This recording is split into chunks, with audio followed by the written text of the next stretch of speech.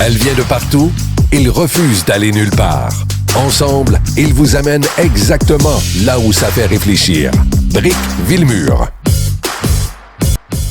Il y a un des plus grands réservoirs d'Hydro-Québec qui contient seulement le quart de son volume. On a appris ça dans les dernières heures. Et on le sait, la Société d'État, Hydro-Québec, continue d'envoyer de l'électricité aux États-Unis. C'est en vertu de contrats qui ont été signés. On va en parler avec Pascal Poinlane, qui est porte-parole et conseiller média chez Hydro-Québec. Bonjour. Bonjour, M. Villemur. Là, on parle de quel réservoir, là? Dans l'article qui est dans le journal de Montréal ce matin, qui était à Radio-Canada la semaine dernière, il s'agit du réservoir Kaniapisco. C'est le réservoir de tête de tout le complexe hydroélectrique La Grande, donc qui mène à plusieurs autres réservoirs et qui se jette dans la baie James. Comment on explique ça, qu'il n'y a que le quart du réservoir qui soit rempli? Qu'est-ce qui se passe?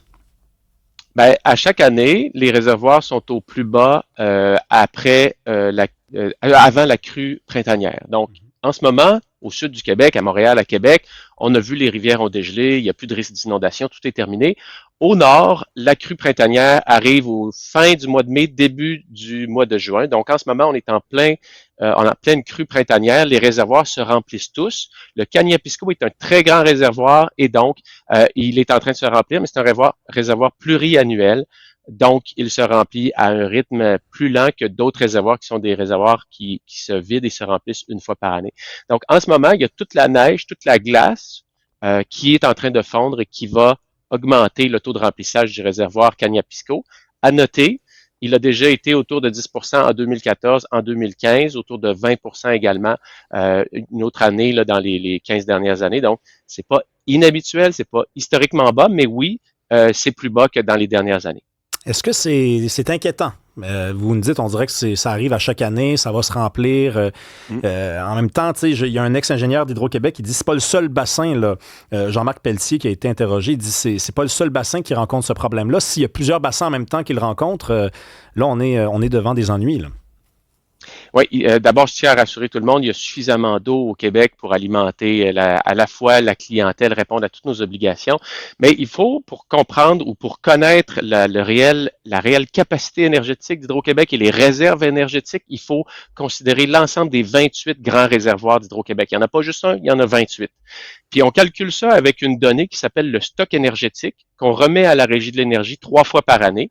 Donc, le stock énergétique, cette année, et on compare année après année à la même date. Donc, la date qu'on retient, c'est le 1er janvier, c'est là où les réservoirs sont au maximum. Donc, à chaque année, on voit c'est quoi à peu près notre maximum atteint. Et pour l'année 2026, on était à 86 TWh. Et l'an dernier, on était à 91,3.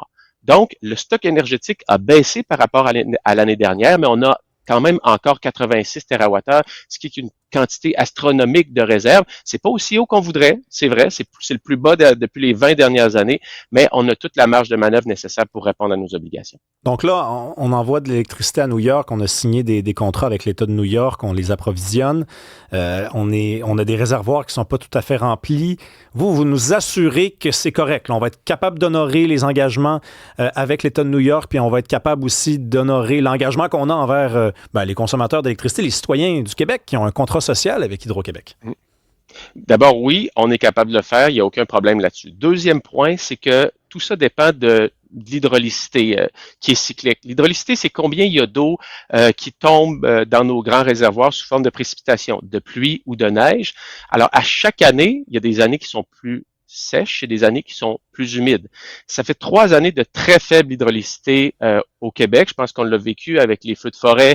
On voit aussi qu'il y a des automnes plus secs et des périodes plus secs. Donc, ça fait 3 années de très faible hydraulicité qu'on vit au Québec qui mettent une pression effectivement sur les niveaux des réservoirs. Mais en contrepartie, auparavant, donc avant 2023, on était au contraire en très forte hydraulicité. Donc, tout ça est cyclique. Le rôle des réservoirs, c'est justement d'atténuer les impacts. Donc, les réservoirs en ce moment jouent leur rôle à merveille. Quand on est en faible hydraulicité, on va puiser davantage dans nos réserves, donc dans nos réservoirs.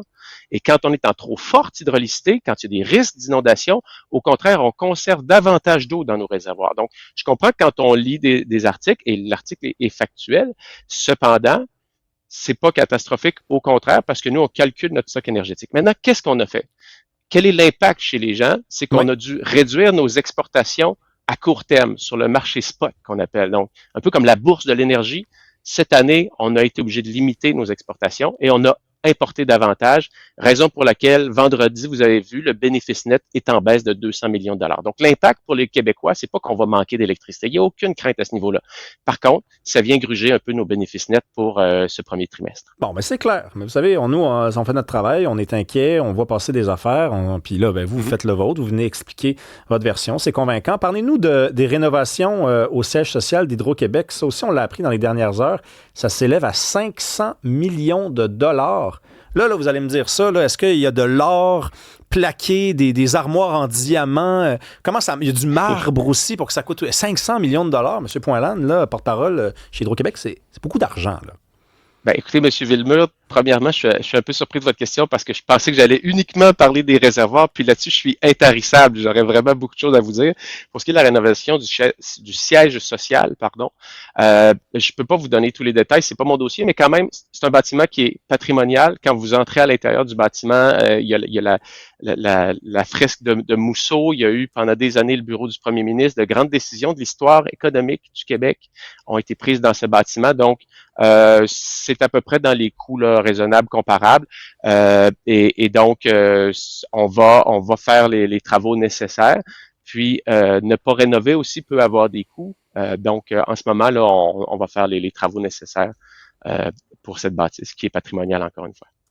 Merci, Pascal Poinlan. Parce que là, 500 millions, c'est parce que peut-être que vous maîtrisez mal le dossier, c'est parce que c'est le double de ce qui avait été annoncé. Fait qu'on espère au moins que 500 millions, c'est la facture vraiment finale, là, ultime. Là. On espère qu'il n'y aura pas quelque chose de plus que 500 millions. C'était censé être 200 millions au début, là. Non, je ne sais pas à quoi vous faites référence, mais je pense qu'on a fait une seule annonce pour la réfection du siège social et c'est cette annonce qui est survenue la semaine dernière. Là. Je m'excuse de ne pas avoir le dossier au complet. Non, mais c'est correct, mais au début, le contrat avec Pomerleau, on parlait plus de 200 millions de dollars, puis là, ça a monté à 500 millions de dollars. Coût de fabrication, on projette l'augmentation des prix avec l'inflation.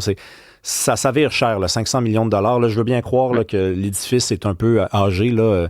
C'est parce qu'on nous dit en même temps qu'on ne va pas augmenter la facture d'électricité. Ça commence à être difficile à croire. Là. Bien, là-dessus, si vous voulez savoir s'il y a un dépassement de coût, vous avez le budget avant de commencer le projet, puis là, on fait le projet, puis à la fin du projet, si c'est pas le même montant qu'au début, on a un dépassement de coût. Là, vous me dites qu'il y a un dépassement de coût alors qu'on n'a pas commencé le projet, donc c'est pas un dépassement de coût.